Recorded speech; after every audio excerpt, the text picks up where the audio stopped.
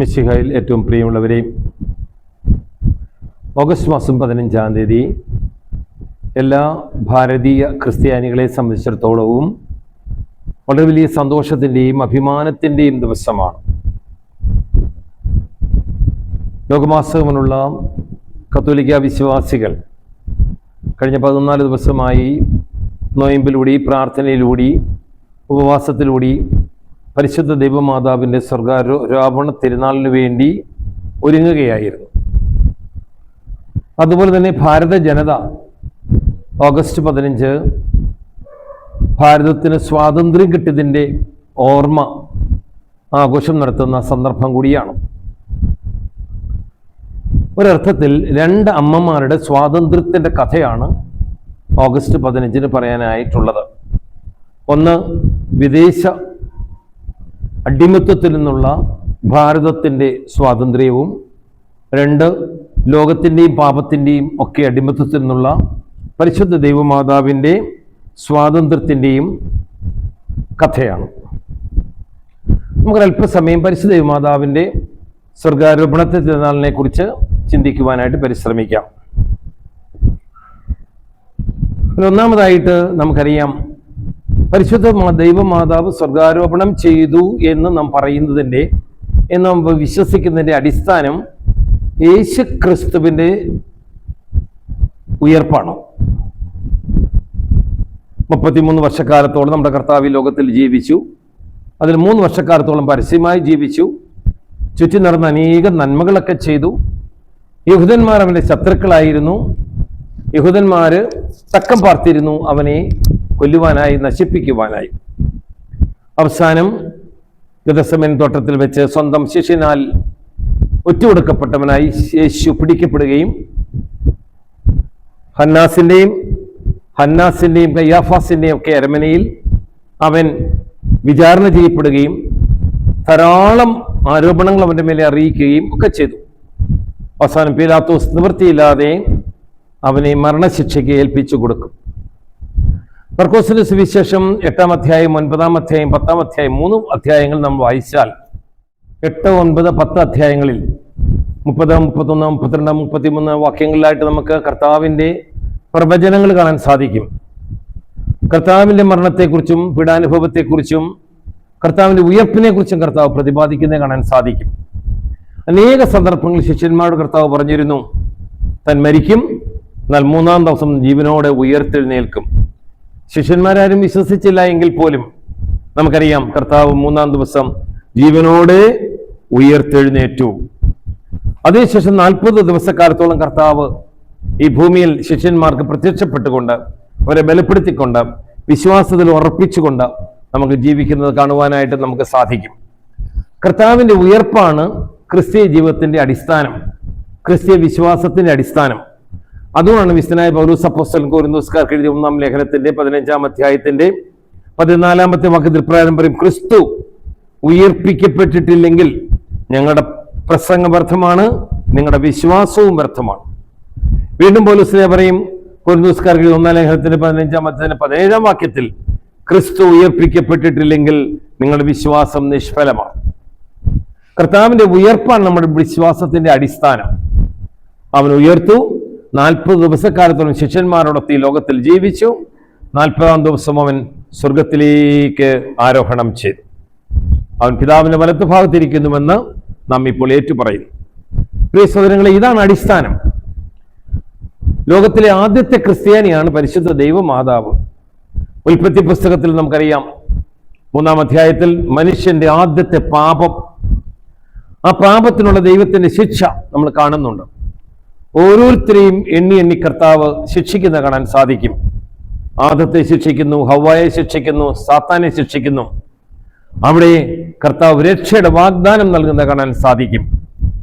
പാപിനോട് പറയും, സ്ത്രീയുടെ സന്തതി നിന്റെ തല തകർക്കും, നീ അവന്റെ കുതികാലിൽ കടിക്കും. അങ്ങനെ സ്ത്രീയുടെ സന്തതി സർപ്പത്തിന്റെ തല തകർക്കുന്നവനാണ്. ഈ സ്ത്രീയെ ഉൽപ്പത്തി മുതലേ കർത്താവ് ഒരുക്കി വന്നിരുന്നു. ലോകത്തിലേക്ക് തന്നെ ഏകജാതനെ അയക്കുവാൻ തക്കവണ്ണം ദൈവം തമ്പുരാൻ അനാദി മുതൽ തിരഞ്ഞെടുക്കപ്പെട്ട വ്യക്തിത്വമാണ് ഈ കന്യക മറിയം. കന്യകമറിയം ദേവാലയത്തിൽ വളർന്നു വന്നവളാണ്. അവളെ ദൈവം പ്രത്യേകമായി നിയോഗിച്ചു. അതിന്റെ പ്രത്യേകത, അവൾ പാപരഹിതയായി ജനിച്ചു, പാപരഹിതയായി ജീവിച്ചു, പാപരഹിതയായി മരിച്ചു. അപ്പൊ തീർച്ചയായിട്ടും മരണം പാപത്തിന്റെ ശമ്പളമാണ്. അങ്ങനെയാണെങ്കിൽ ഉറപ്പായിട്ടും മറിയത്തിന്റെ ശരീരം അഴുകുവാനായിട്ട് ദൈവം അനുവദിക്കില്ല. തൻ്റെ ഏകജാതന്റെ ശരീരമെടുത്ത പരിപാവനമായ പരിശുദ്ധ മറിയത്തിന്റെ ശരീരം അഴുകുവാനോ നശിക്കുവാനോ മണ്ണോട് മണ്ണായി തീരുവാനോ ദൈവം അനുവദിക്കത്തില്ല. കാരണം നമുക്കറിയാം, അനേക മനുഷ്യർ സ്വർഗത്തിലേക്ക് ഉടലോട് എടുക്കപ്പെട്ടിട്ടുണ്ട്. ഏനോക്കിനെ ദൈവം സ്വർഗത്തോട് എടുക്കപ്പെട്ടിട്ടുണ്ട്. ഏലിയ സ്വർഗത്തിലേക്ക് കരയേറ്റിട്ടുണ്ട്. അവരുടെ എത്രയോ ശ്രേഷ്ഠമായ ഒരു വ്യക്തിത്വമാണ് പരിശുദ്ധ കന്യക മറിയം, യേശുവിന് ജന്മം കൊടുത്ത മറിയം. അപ്പൊ തീർച്ചയായിട്ടും അവൾ, കർത്താവ് പറയും, കള്ളനോട് ഇന്നും എന്നോട് പർദീസയിൽ ഉണ്ടായിരിക്കും. കള്ളന് പോലും സ്വർഗം വാഗ്ദാനം ചെയ്ത പുത്രൻ തീർച്ചയായിട്ടും ഈ അമ്മയെ തന്റെ വലതുവശത്ത് നിത്യസൗഭാഗ്യത്തിൽ ഇരുത്തുന്ന കാര്യത്തിൽ ആർക്കും സംശയമില്ല. അതാണ് സഭ ഒരു വിശ്വാസ സത്യമായി പ്രഖ്യാപിച്ചത്. സഭ ഇപ്രകാരം പ്രഖ്യാപിച്ചു. 1950 നവംബർ മാസം 1 12ാം പീസ് മാർപ്പാപ്പ മുൻഫിസെന്റിസിമുസ് ദേവൂസ് എന്ന തിരുവെഴുത്തു വഴി ഇങ്ങനെ അധ്യവസാനം ചെയ്തു. കന്യകാമറിയത്തിന് പ്രത്യേക വരങ്ങൾ നൽകി അനുഗ്രഹിച്ചപ്പോൾ സർവശക്തനായ ദൈവത്തിന്റെ സ്തുതിക്കും മരണത്തിന്റെയും പാപത്തിന്റെയും ജേതാവും നിത്യരാജാവുമായി അങ്ങേ പുത്രന്റെ ബഹുമാനത്തിനും മഹത്വമേറിയ അവിടുത്തെ അമ്മയുടെ മഹത്വത്തിനും അഗ്രസഭയുടെ ആനന്ദത്തിനും സന്തോഷത്തിനുമായി നമ്മുടെ കർത്താവ് മിശിഹായുടെയും ഭാഗ്യപ്പെട്ട സ്നേഹന്മാരായ പത്രോസിന്റെയും പൗലോസിന്റെയും നമ്മുടെയും അധികാരത്തോട് നാം പ്രസ്താവിക്കുകയും പ്രഖ്യാപിക്കുകയും ചെയ്യുന്നു. എപ്പോഴും കന്യകയും അമലോഭയുമായ ദൈവമാതാവ് ഭൗതിക ജീവാനന്തരം ശരീരത്തിന്റെയും ആത്മാവിന്റെയും മഹത്വത്തിലേക്ക് എടുക്കപ്പെട്ടുവെന്ന് ആവിഷ്കൃതമായ ഒരു സത്യമാകുന്നു എന്ന് 12ാം പീസ് മാർപ്പാപ്പ ഇതൊരു വിശ്വാസ സത്യമായി പ്രഖ്യാപിച്ചു. എല്ലാ മനുഷ്യരും പരിശുദ്ധ ദൈവമാതാവ് ഉടലോടെ സ്വർഗത്തിലേക്ക് പോയി എന്ന് വിശ്വസിക്കണമെന്ന് ആവശ്യപ്പെടുന്നു. ഈ നിർവചനത്തിൽ മറിയം മരിച്ചു എന്ന് പറയുന്നില്ല. എന്നാൽ സാധാരണമായി കരുതുന്ന മിസ്റ്റർ ജോൺ ഡെമഷ്യൻ സാക്ഷ്യപ്പെടുത്തിയിട്ടുള്ളത് പോലെ മറിയം സമാധാനത്തിൽ മരിച്ചുവെന്നും 3-ാം ദിവസം ശരീരവും ആത്മാവും സ്വർഗത്തിലേക്ക് എടുക്കപ്പെട്ടുവെന്നും മരണസമയത്ത് തോമസ് ലീഗ ഒഴികെയുള്ള എല്ലാ അപ്പോസ്തലന്മാരും ദൈവമാതാവിന്റെ മുറിയിൽ ഉണ്ടായിരുന്നുവെന്നും തോമസ് ലീഗ എത്തിയ ശേഷം കുഴിമാടം തിരക്കിയപ്പോൾ അത് ഒഴിഞ്ഞു കിടക്കുന്നിരുന്നുവെന്നും പറയപ്പെടുന്നു.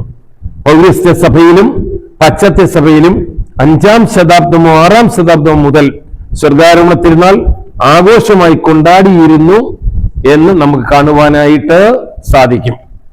13ാം ശതകത്തിൽ ജപമാല ചൊല്ലി തുടങ്ങിയപ്പോൾ ദൈവമാതാവിന്റെ സ്വർഗാരോഹണത്തെ പറ്റിയും ധ്യാനിച്ചു തുടങ്ങി. അപ്പോൾ മാതാവിന്റെ സ്വർഗാരോപണം ഒരു വിശ്വാസ സത്യമാണ്.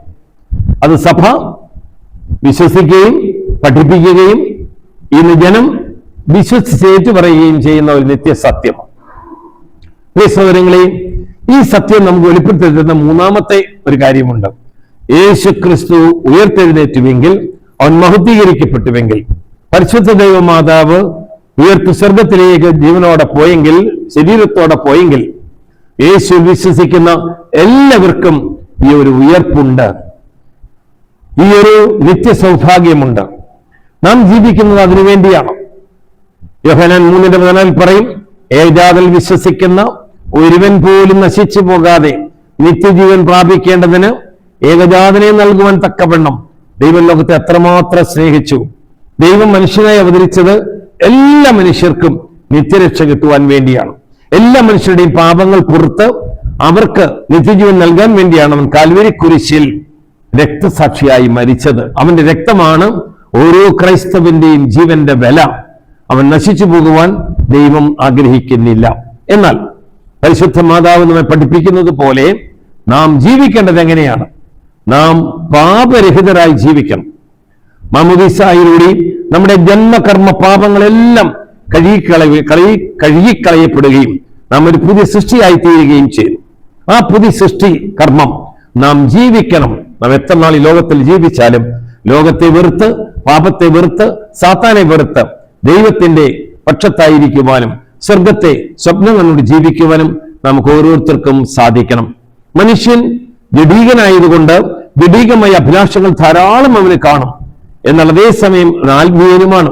അവന്റെ ആത്മീയ ശക്തി കൊണ്ട്, പ്രാർത്ഥന കൊണ്ട്, ഉപവാസം കൊണ്ട്, പരിത്യാഗ പ്രവർത്തനം കൊണ്ട്, വിശുദ്ധ കുദാശകളുടെ സ്വീകരണം വഴി, പ്രത്യേകിച്ചും വിശുദ്ധ കുമ്പസാരം, വിശുദ്ധ കുർബാന വഴിയായി ഈ വിശുദ്ധീകരണം സാധ്യതമാണ്. എല്ലാവർക്കും വിശുദ്ധിയിൽ ജീവിക്കുവാനായിട്ട് സാധിക്കും.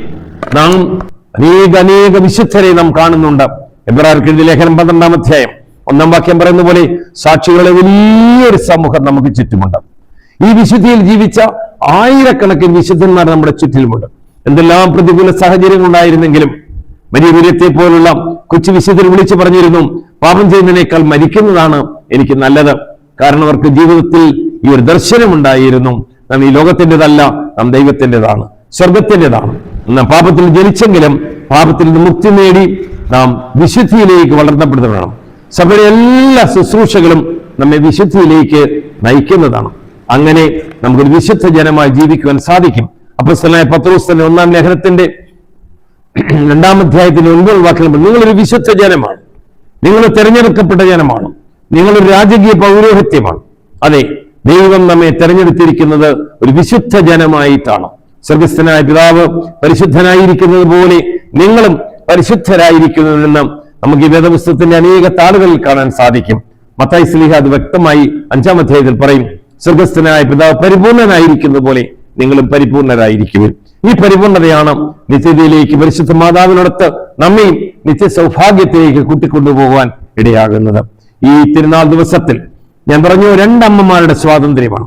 അടിമത്വത്തിൽ നിന്നുള്ള സ്വാതന്ത്ര്യം, ബ്രിട്ടീഷുകാരുടെ അടിമത്വത്തിൽ നിന്നും ഇന്ത്യ സ്വതന്ത്രയായതുപോലെ, പാപത്തിന്റെ അടിമത്തിൽ നിന്ന് ലോകത്തിനടിയിൽ നിന്ന് പരിശുദ്ധ ദൈവമാതാവ് സ്വതന്ത്രയായതുപോലെ നമുക്കും ലോകത്തിന്റെയും പാപത്തിന്റെയും പിശാചിന്റെയും അടിമത്തിൽ നിന്ന് സ്വാതന്ത്ര്യം നേടി ദൈവത്തിന്റെ അരിമ മക്കളായി ജീവിക്കുവാൻ കൃപ തരണമേ എന്ന് പ്രാർത്ഥിക്കാം. തിരുനാളിന്റെ അനുഗ്രഹങ്ങൾ എല്ലാവർക്കും ഞാൻ പ്രാർത്ഥനാപൂർവ്വം നേരുന്നു. പരിശുദ്ധ ദൈവമാതാവും സകല പരിശുദ്ധന്മാരും നമ്മളെല്ലാവരെയും സഹായിക്കട്ടെ. നിത്യതയിൽ തമ്പുരാനോടൊത്ത് നിത്യമായി ജീവിക്കുവാനുള്ള സൗഭാഗ്യം നമുക്ക് എല്ലാവർക്കും തരട്ടെ എന്ന് പ്രാർത്ഥിക്കാം. പിതാവിന്റെയും പുത്രന്റെയും പരിശുദ്ധാത്മാവിന്റെയും തിരുനാമത്തിൽ ആമേൻ.